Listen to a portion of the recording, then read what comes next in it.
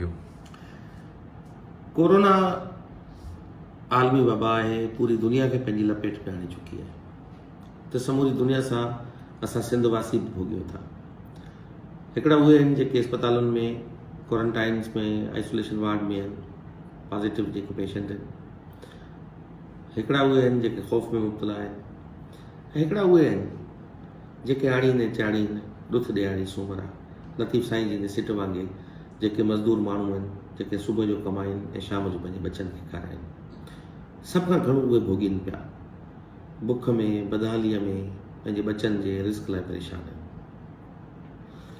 यकीनन वफ़ाक़ी हुकूमत, सिंध हुकूमत उन हवाले सां पंहिंजा उपाउ वठे पई ऐं रिलीफ जो कमु करे पई। साईं मुराद अली शाह पंहिंजो भरपूर किरदारु अदा करे पियो, पर कुझु असांखे बि करिणो आहे। जेके असीं जेके 10 एकड़ 5 एकड़ 100 एकड़ ॿनी रखण वारा माण्हू आहियूं, जिन वटि कणिक जो फ़सुलु रहे पियो, कणिक ज़माननि खां सिंध वटि थींदी थी अचे। सिंध में 40 लख मैट्रिक टन कणिक हिन साल लहण जी उमेद आहे। ऐं आउं सम्झां थो त 40 लख मैट्रिक टन जेकॾहिं सिंध में कणिक लहे थी, त उन ते 1 किलो जो फार्मूलो आहे मूं वटि।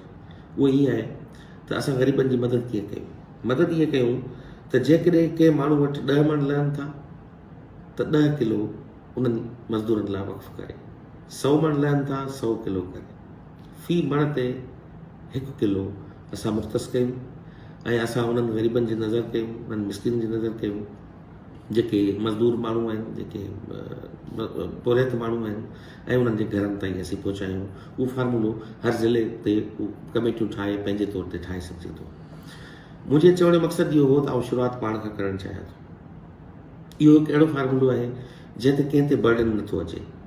मुंहिंजी जेतिरी बि छोटी मोटी उमरकोट में ज़मीनदारी आहे, ऐं उमरकोट ज़िले खां इन मॉडल जी शुरूआति कयूं था, ऐं आउं पंहिंजी ज़मीन जी उपत मंझां 1 किलो, पोइ जेतिरो बि मूं वटि जेका उपत थिए थी मण ते 1 किलो आउं पंहिंजे तौर ते कढां थो।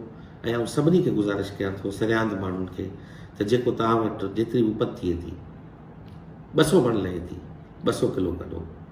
1000 मण थिए थी, 1000 किलो कढो। उहो 1 किलो वापारी काट में पाणे थो, उहो तव्हांजी खरे जी बुहार में बि 1 किलो ख़राबु थी वञे थो। 1 किले जे करे जेकॾहिं रोज़ाना 1 फैमिलीअ खे असीं पचाए सघूं ऐं खाराए सघूं, त आउं सम्झां थो त इन खां वॾी का ॿी नेकनामी नथी थी सघे, को सवाबु नथो थी सघे, का चङाई नथी थी सघे। सिंध हमेशह सखी रही आहे, सिंध हमेशह ख़ुशहाल रही आहे, ऐं सिंध पंहिंजे मिस्किन पुरहितनि खे मोहन जे दड़े जे ज़माने खां वठी खाराईंदी अचे पई। ऐं अॼु अचो त पंहिंजी उपत मंझां 1 किलो मण ते जेतिरा मण बि थियनि था 1 किलो हुन जे नाले कयूं, त आउं सम्झां थो त सिंध दुनिया में हिकु नओं मिसाल क़ाइमु कंदी। ऐं 40 लख ते 25 लख मण थियनि था, 25 लख ख़ानदान 25 खां 30 ॾींहंनि ताईं खाई सघनि था।